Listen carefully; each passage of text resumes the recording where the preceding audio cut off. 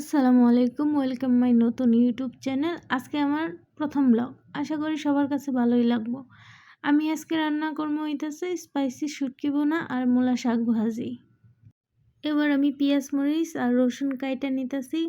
আপনারা আমার চ্যানেলে নতুন হয়ে থাকলে please subscribe, like and comment করে দিয়েন প্লিজ। এইবার আমি শুটকি বোনার জন্য মূলাটা সুন্দর করে কাইটা নিতেছি। আপনারা যখন রান্না করবেন তখন ঠিক এভাবে কাইটা নেবেন, তাহলে সুন্দর লাগবে। আমার আগে থেকেই মূলা শাকগুলা সুন্দর করে কাটা ছিল। এখন আমি একটা বলে শাকগুলা ভালোভাবে ধুয়ে নিতেছি।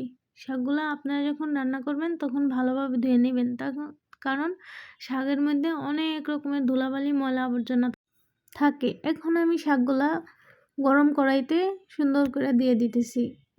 আপনারা যখন দিবেন কড়াইটা একটু ভালোভাবে গরম করে নেবেন, কারণ গরম কড়াইতে দিলে ভালো হয়। এবার আমি শাকগুলা দেওয়ার পরে লবণ আর কাঁচামরিচ দিয়ে দিতেছি। এবার কিছু সময় যাওয়ার পর ঢাকনা খুলে দেখি যে হায় হায় মেলা পানি উঠছে। পরে আর কি করার, আমি নাড়াচাড়া কইরা পানি শুকিয়ে নেওয়ার চেষ্টা করতেছি। পরে হালকা পানি শুকিয়ে আইছে। পরে একবারে শুকানোর পরে আমি একটা বাটিতে তুলে নিতেছি।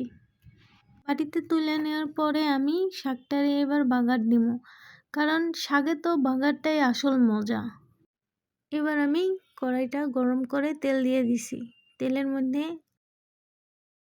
পেঁয়াজটা দিয়ে দিলাম। এরপর পেঁয়াজটা আস্তে আস্তে ভাজা হচ্ছে। এরপর আমি আমার কাটা রসুনটা দিয়ে দিলাম। রসুনটা হাতে দিয়ে এভাবে ছাড়িয়ে দিলাম। তারপর আস্তে আস্তে পেঁয়াজ আর রসুনটা ভাজা হচ্ছে। সাথে একটি স্পাইসি লাল টকটকে দেখে আমি একটা শুকনা মরিচ দিয়ে দিলাম, কারণ আমার সব কিছুতে ঝাল না খাইলে ভালো লাগে না। এরপর আমি পেঁয়াজ রসুন আর শুকনা মরিচটা সুন্দরভাবে তেলের মধ্যে ভাজা নিতেছি। এরপর আমি রান্না করবো শাক ভাজার পরে আমি রান্না করবো হচ্ছে মূলা শাক দিয়া শুটকি মাছ দিয়ে। এরপর দেখেন আমার শাকটা অলরেডি সাইকে আমি সুন্দরভাবে রেখে দিছি। এরপর মূলাটা আমি রেডি করে রাখছি। এরপর আস্তে আস্তে আমার এইভাবে ব্রাউন কালার হয়ে আসছে পেঁয়াজ রসুন আর মরিচটা।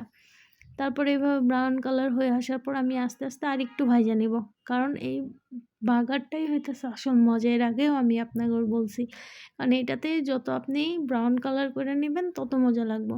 তারপর আমি আস্তে আস্তে শাকটা দিয়ে দিব। শাকটা এইভাবে হাত দিয়ে ছড়াই দিয়ে দিবেন, তাহলে যেই পানিগুলো আছে ওই পানিগুলো আস্তে আস্তে শুকিয়ে যাব তেলে দেওয়ার সাথে সাথে। এরপর আমার সম্পূর্ণ শাকগুলো দেওয়া শেষ। এবার আমি শাকটা ভালোভাবে নাড়া চাইড়া নিব। এবার আমি শাকটারে ভালোভাবে নাড়া চাইড়া নিতেছি।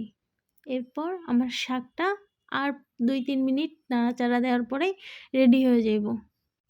আপনারাই দেখেন শাকটা কত সুন্দর ইয়াম্মি এবং জুসি কালারটা আসছে, কত সুন্দর স্পাইসি এবং কি যে দারুণ স্মেল বের হয়েছে, আপনারাই দেখেন। এবার আমি শাকটারে আমার একটা বাটিতে তুলে নিতেছি। আমার শাকটা অলরেডি ভাজা শেষ, রেডি হয়ে গেছে। এবার আমি শাকটারে তুলে সুন্দরভাবে পরিবেশন করে নেব। এই দেখেন আমার শাকটা সুন্দরভাবে তোলা শেষ। আপনারা এইভাবে শাকটা সত্যি বিশ্বাস করেন, এইভাবে একদিন রান্না করে খায় দেখেন, অনেক মজা লাগে। আমি কিন্তু এই রান্নাটা করা শিখছি একমাত্র আমার মায়ের থেকে, কারণ কথাই বলে না মায়েদের হাতের রান্নার মধ্যে জাদু আছে। দেখেন আপনারাই দেখেন কত সুন্দর ধোঁয়া বের হইতেছে, মনে হইতেছে এমনিই খাই ফেলে। এরপর আমি রান্না করবো হচ্ছে মূলা দিয়ে শুটকি দিয়ে স্পাইসি এবং ঝাল ঝাল। দেখেন আমি মূলাটা গরম পানি দিয়ে সিদ্ধ করে ধুইছি এবং আবার এক্সট্রা পানি দিছি, ওই পানিতেই শুটকি মাছটা ধুয়ে নিতেছি। কারণ শুটকি মাছটা যদি আমি ভালোভাবে না ধুয়ে নিই তাহলে শুটকি মাছ থেকে একটা স্মেল আসে। শুটকি মাছ আমার ধোয়া শেষ। এবার আমি রান্না করবো হচ্ছে শুটকি। এবার আমি যে কড়াই থেকে আমি শাক নামাইছি ওই কড়াইটা আমি দিয়ে দিছি, এক্সট্রা করে আর ধুয়ে নিই নি, কারণ মূলা শাক রান্না করছি ওই মূলা শাকের কড়াই দিয়ে আমি শুটকিটা রান্না করছি। তেলের মধ্যে আমি পেঁয়াজটা দিয়ে দিতেছি। তেলের মধ্যে পেঁয়াজটা দেওয়ার পরে কাঁচামরিচগুলো দিয়ে দিলাম। কাঁচামরিচ দেওয়ার পরে আমি দিয়ে দেব হচ্ছে রসুন।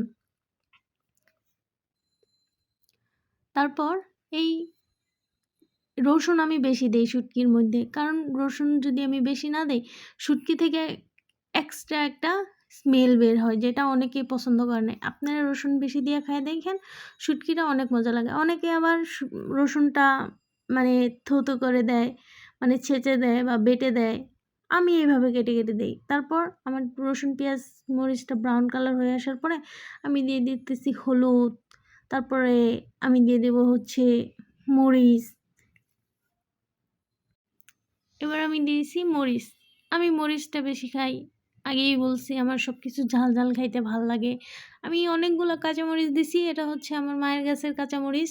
এই কাঁচামরিচটা অনেক ঝাল, অনেক। তারপর আমি দেখেন কতগুলা শুকনো মরিচ দিয়ে দিতেছি। এরপর আমার একটা প্যাকেটে ছিল হচ্ছে এই কি ধনিয়া গুঁড়া, এটা আমি দিতে পারতেছিলাম না প্যাকেট থেকে, এই জন্য আমার এই জিনিসটা বেশি পুড়ে পুড়ে যাচ্ছিল। পরে আমি কি করছি, একবারে মুখ দিয়ে ছিঁড়া একবারে ঢাইলা দিছি, এই জন্য বেশি পড়ে গেছে গা। এটাতে কি আর করার, অমনেই আমি নাড়াচাড়া করে দিলাম। তারপর আমি দিয়ে দিলাম হইতেছে শুটকি মাছ। শুটকি মাছটা এই তেলের মধ্যে ভালোভাবে ভাইজা নিতে হবো সুন্দরভাবে। যদি এই এটাই হইতেছে শুটকি মাছের মেন টেস্ট। এইভাবে যদি ভালোভাবে ভাইজা নেওয়া যায় তাহলে এই টেস্টটাই হচ্ছে পুরা পুরা তরকারিতে থাকবো। আমি ভালোভাবে নাড়াচাড়া দিয়ে যেতেছি। দেখেন কত সুন্দর একটা তেল উঠছে। সরি, আমার লবণ দিতে ভুলে গেছিলাম। পরে হঠাৎ করে আমার মাথায় আইছে যে ও আমি তো লবণই দেই নাই। তারপর আমি দিয়ে দিলাম হচ্ছে লবণ। তারপর আমি হালকা আর একটু নাড়াচাড়া করে দিয়ে পরে আমি ঢেকে দিছি। ঢেকে দেওয়ার পরে দেখেন, আপনারাই দেখেন কালারটা কত ইয়াম্মি আসছে। আমি কিন্তু এক ফোঁটাও পানি ইউজ করি নাই।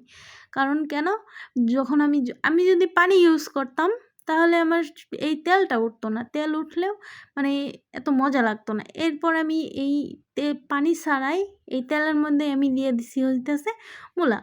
কারণ আমি পানি ছাড়া এই জিনিসটা হালকা একটু কষাবো। এবার আমি মূলা দিয়ে নাড়াচাড়া দিতেছি।